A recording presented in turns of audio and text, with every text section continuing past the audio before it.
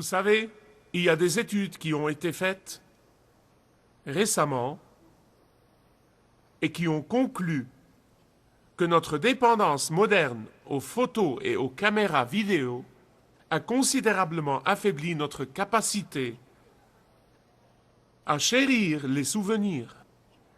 J'étais absolument stupéfait d'apprendre tout ça. En fait, on dit que quand nous confions le souvenir d'un événement passé à un album ou à une cassette vidéo, nous avons inconsciemment moins tendance à garder et à conserver le souvenir de cet événement passé dans notre bloc mémoire. Mais en réalité, la mémoire est l'un des dons les plus extraordinaires que Dieu nous a donnés. Nous avons la capacité étonnante de conserver des millions et des millions d'informations. Et ces informations se conservent dans notre cerveau bien rangé, codifié et classifié, et toujours prêtes à nous venir à l'esprit chaque fois que nous en avons besoin. En fait, les chercheurs ont expliqué cela. Le cerveau peut conserver assez de données pour remplir des millions de livres. Une capacité qui rendrait insignifiante la mémoire de l'ordinateur moderne. Mais le cerveau humain est capable également d'oublier des choses délibérément. Je connais des gens qui ont une capacité étonnante d'oublier des choses. Je connais certaines personnes qui ont une capacité étonnante d'oublier surtout les expériences désagréables. Je connais des gens qui peuvent le faire et je remercie Dieu pour ce don. C'est un don merveilleux. Mais je connais aussi des gens qui ont la capacité de ne rien oublier. Surtout les expériences désagréables. Non, mais ces choses sont conservées dans leur bloc mémoire et c'est comme un registre. Une fois qu'ils appuient sur le bouton, elles commencent à sortir. Des choses anciennes commencent à sortir. Vous savez, nous plaisantons souvent au sujet de la vieillesse et de l'oubli. À bien des égards, j'ai appris que ces informations étaient erronées et qu'elles n'étaient pas vraiment exactes. Je vous donne un exemple. S'il y avait là quelqu'un qui oublie les choses et qui dit qu'il égare toujours ses clés ou qu'elle égare toujours ses clés, que dirions-nous? Qui sont juste étourdis. Mais s'il y avait une personne âgée qui égare toujours ses clés, que dirions-nous? Que c'est à cause de la vieillesse. C'est comme ça. C'est une façon de penser erronée. Nous étiquetons les gens et nous disons, eh bien, c'est à cause de leur vieillesse. Je connais des gens qui se souviennent dans leur vieillesse mieux que dans leur jeunesse.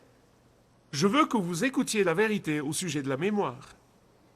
Car la plupart d'entre nous, jeunes ou vieux, la plupart d'entre nous, sinon nous tous, se souviennent de ce qui est important pour eux.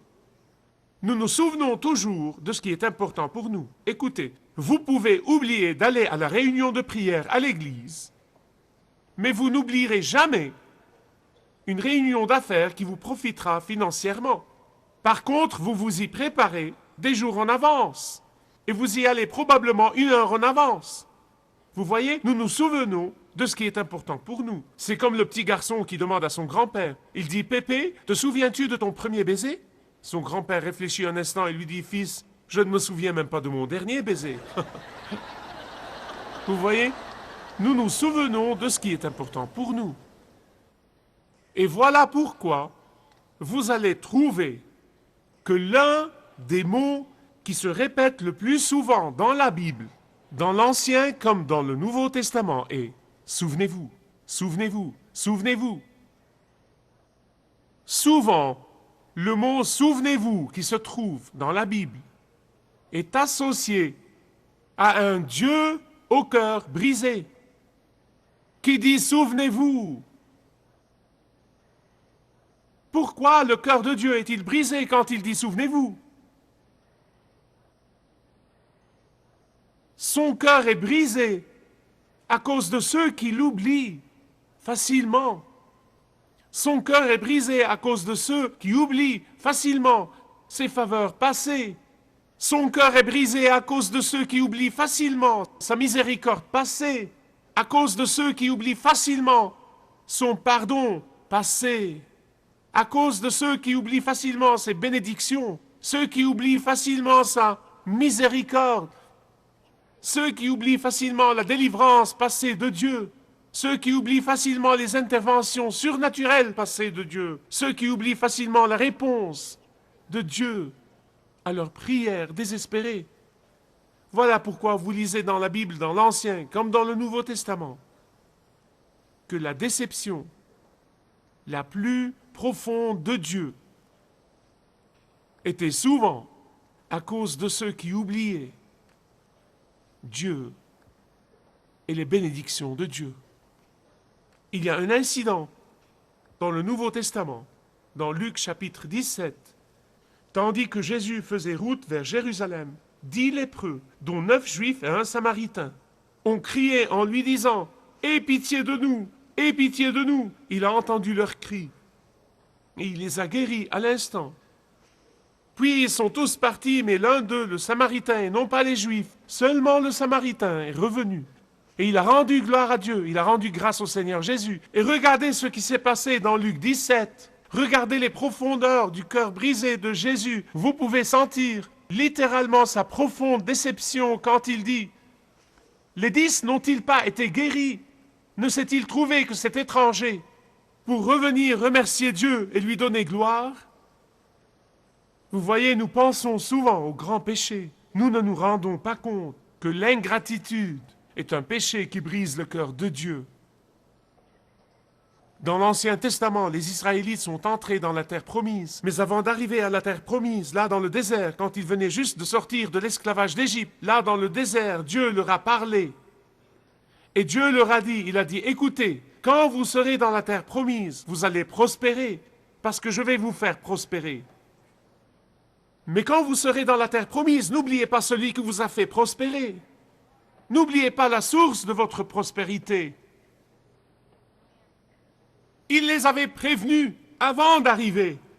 Il leur avait dit, vous serez tentés d'oublier celui qui vous a fait prospérer. Et vous savez quoi? Comme prévu, comme il leur avait dit, dès qu'ils sont arrivés à la terre promise, dès qu'ils ont prospéré, ils ont oublié Dieu. Comme prévu, comme il leur avait dit, dès qu'ils ont prospéré, ils ont marginalisé celui qui les a amenés de la captivité à la prospérité. Maintes et maintes fois, comme vous le lisez sur les pages de la Bible, maintes et maintes fois, Dieu leur envoyait prophète après prophète, maintes et maintes fois, Dieu leur donnait avertissement après avertissement, maintes et maintes fois, Dieu essayait de leur rappeler. Maintes et maintes fois, Dieu disait, souvenez-vous, souvenez-vous, souvenez-vous. Et quand ils ont refusé de se rappeler, les barbares sont venus et ils ont envahi leur terre. Ils ont envahi leur terre et les ont emmenés captifs. Qu'est-ce que cela nous apprend? Dieu nous donne un message sinistre là. Si nous continuons à ignorer nos responsabilités, si nous continuons à oublier délibérément la raison de notre prospérité, si nous continuons délibérément à abandonner la grande mission de notre Seigneur, si nous continuons délibérément à tout dépenser sur nous-mêmes, si nous continuons délibérément à demander plus et à donner moins, écoutez-moi bien, les barbares qui sont déjà parmi nous causeront des ravages parmi nous. Bien-aimés, je veux vous dire une chose. Ceux de vous qui m'écoutent depuis 16 ans savent que je ne fais pas ces déclarations à la légère. Mais je crois sincèrement de tout mon cœur qu'en tant que nation, nous avons été avertis par Dieu. Et c'est au peuple de Dieu de tenir compte de son avertissement. Ça fait près de 20 ans que je dis ça. Et je l'ai dit par écrit, je l'ai dit dans des discours, je l'ai dit partout où je suis allé. Dans l'Ancien Testament, Dieu a établi plusieurs célébrations, comme la célébration de la Pâque, pour une seule raison. Pourquoi? Il voulait que les célébrations soient pour eux un rappel, qu'elles soient pour eux un rappel permanent de la grâce de Dieu. Mais hélas, ces fêtes se sont vite transformées en célébrations vides de sens. Et dans le Nouveau Testament, le Seigneur Jésus-Christ a établi la célébration de l'Eucharistie pour une seule et unique raison, pour que cette célébration soit un rappel permanent du prix du sacrifice que Dieu a voulu payer volontairement afin de nous racheter et nous sauver. Mais hélas, dans beaucoup d'églises, c'est devenu un rituel vide de sens. Pourquoi Dieu devait-il le rappeler et nous rappeler tout le temps? Pourquoi avons-nous besoin que le pasteur nous dise « Souvenez-vous, souvenez-vous, souvenez-vous » Écoutez avec soin parce que je vais répondre à tout ça. Je vais vous dire pourquoi. Car ramener à notre mémoire le souvenir de l'amour de Dieu nous donne l'espérance ultime. Parce que notre souvenir de l'amour du Seigneur nous invite à l'aimer plus profondément et plus complètement. Parce que notre souvenir de l'amour du Seigneur Dieu nous guérit de toutes les maladies et les infirmités qui sont la conséquence de ne pas avoir aimé le Seigneur de tout notre être. Si vous avez vos Bibles, ouvrez au psaume 42.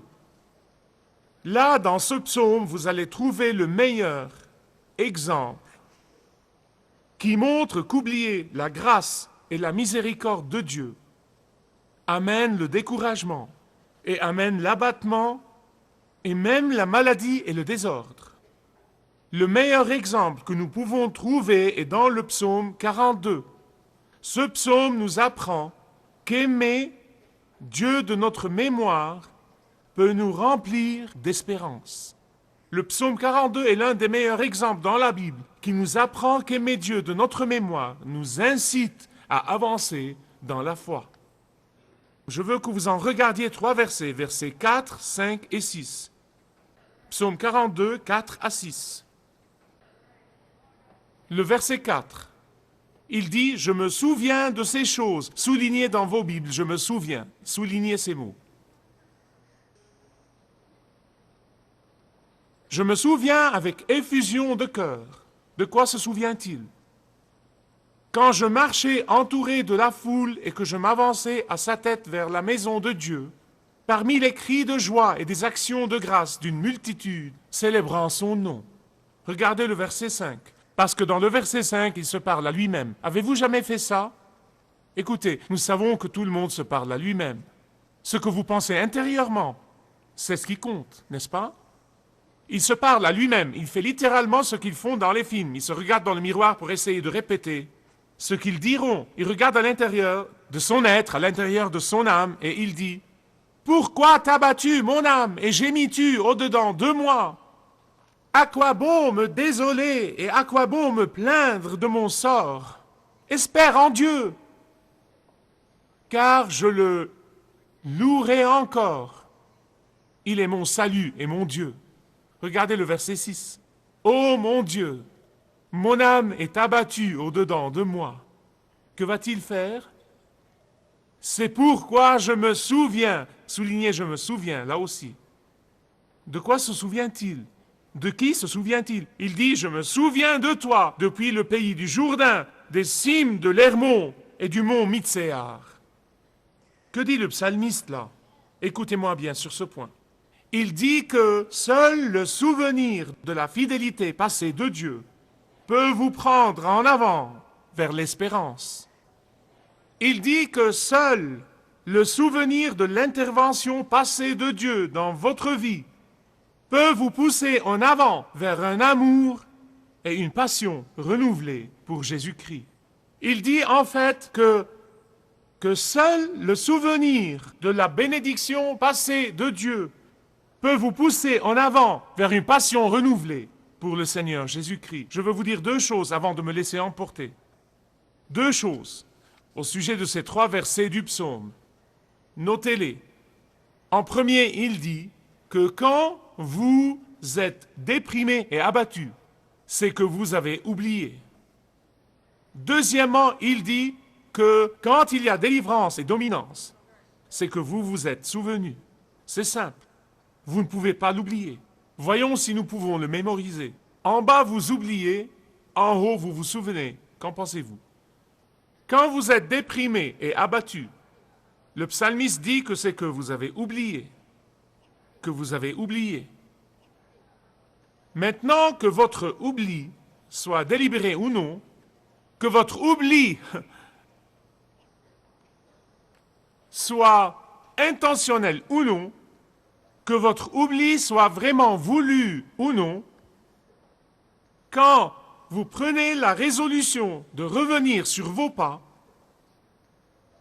pour voir où vous étiez et d'où vous êtes tombé, vous allez trouver que c'était à l'époque où vous aviez complètement oublié les bénédictions passées de Dieu, la miséricorde passée de Dieu, la grâce passée de Dieu, l'intervention passée de Dieu. Dans Apocalypse chapitre 2, Jésus parle à l'église d'Éphèse et il dit « Ce que j'ai contre toi, je prie que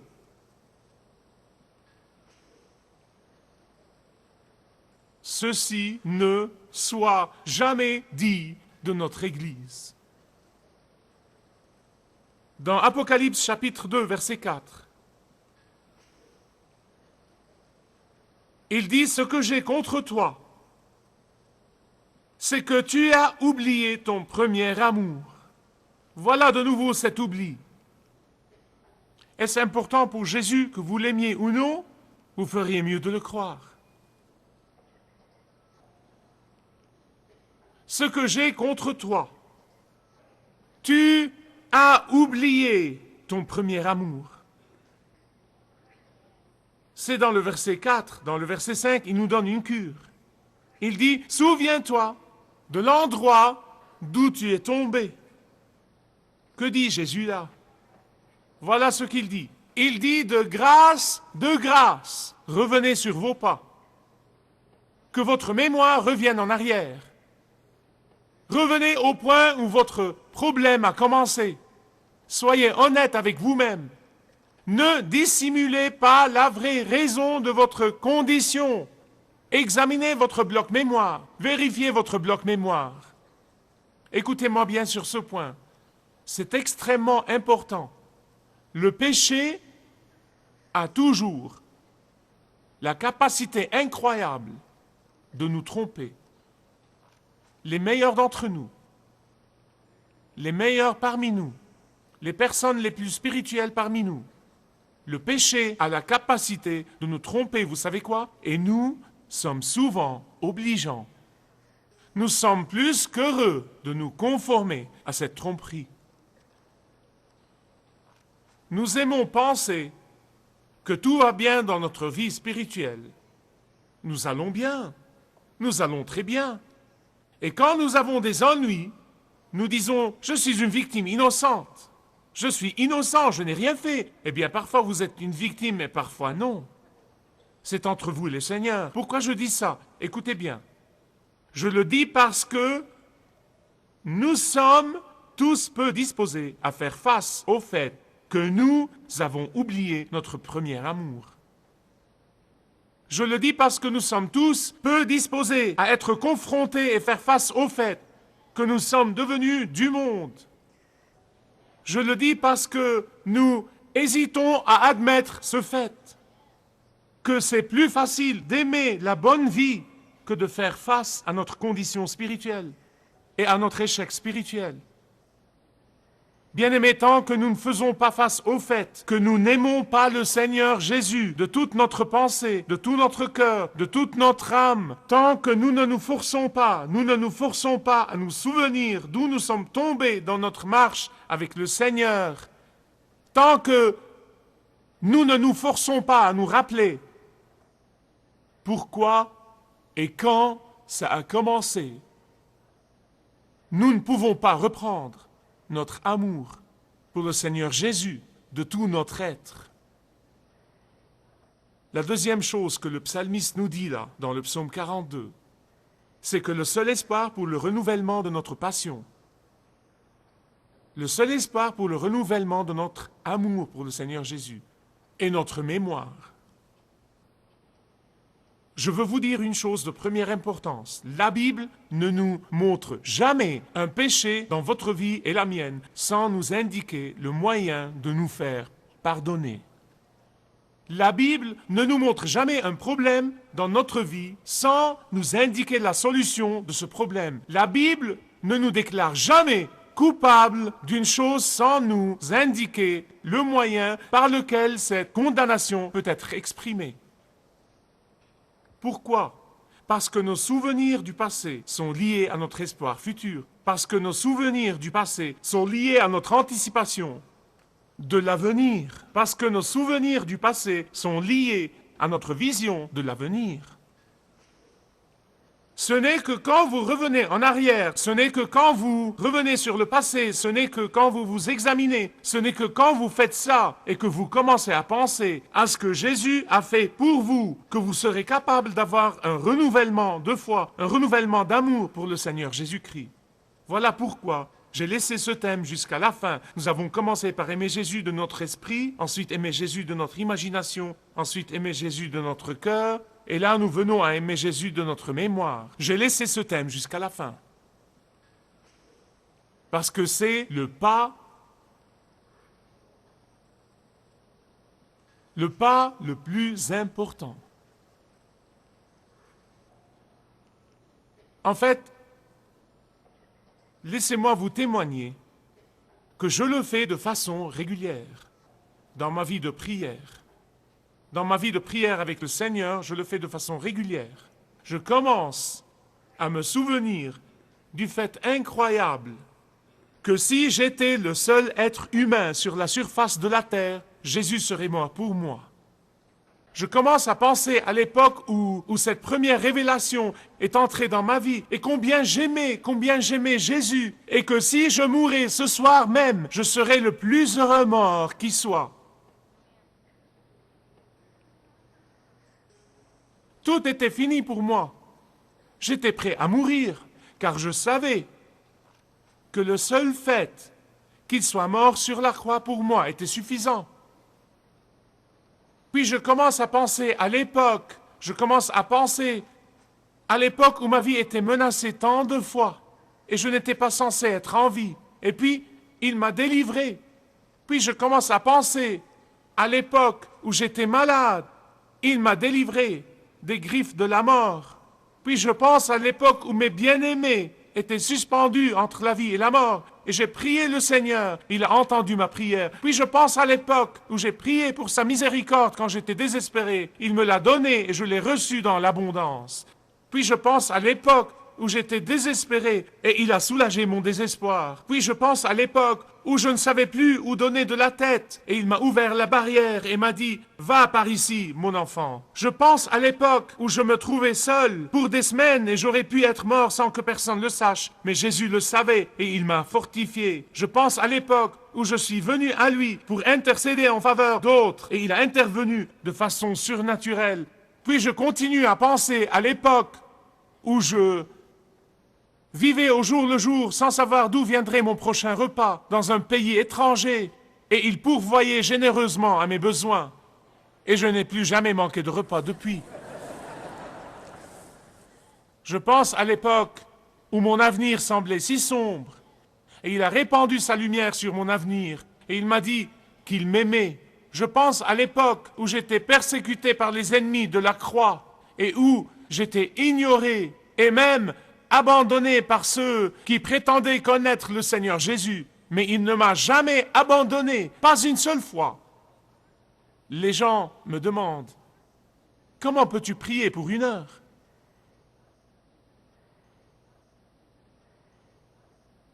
Si vous prenez le temps de vous rappeler sa bonté et sa miséricorde, alors vous sortirez pour conquérir le monde entier pour Jésus-Christ. Voilà pourquoi le psalmiste dit « Ô mon âme, pourquoi es-tu abattu et gémis-tu au-dedans de moi? Souviens-toi de ce que Dieu a fait. Souviens-toi, souviens-toi, souviens-toi, souviens-toi. » Et quand vous l'aimez de votre mémoire, vous aurez une espérance renouvelée pour l'avenir. Êtes-vous découragé aujourd'hui? Êtes-vous inquiet? Êtes-vous dans la peur? Êtes-vous indécis? Êtes-vous tourmenté? Souvenez-vous de ce que Dieu a fait. Souvenez-vous de ce que Dieu a fait. Et commencez à le louer pour sa délivrance passée. Commencez à le louer pour son intervention passée. Commencez à le louer pour sa miséricorde passée. Commencez à le louer pour sa grâce passée. Et ensuite, dites-vous, celui qui est resté à mes côtés dans le passé sera à mon côté maintenant et pour toujours. Aimez-le de votre mémoire.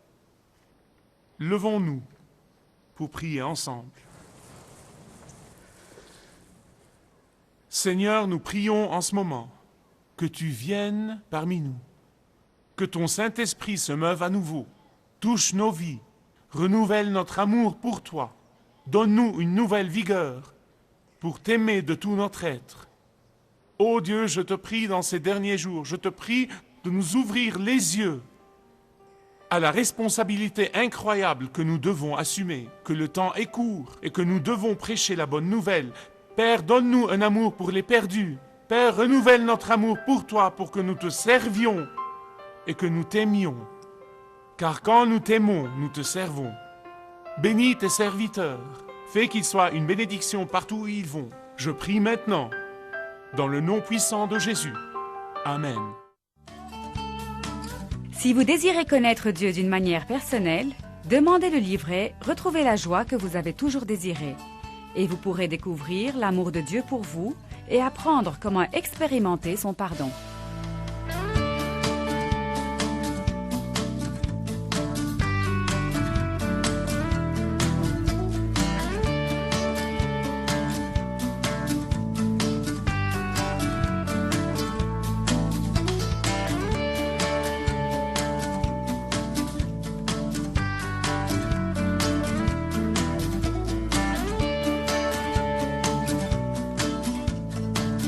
Si vous avez une relation personnelle avec Dieu et vous êtes intéressé à marcher plus intimement avec lui, demandez le livret « 7 pas sur le chemin de la foi » qui vous guidera dans une relation plus profonde avec votre Père Céleste. Demandez votre livret gratuit.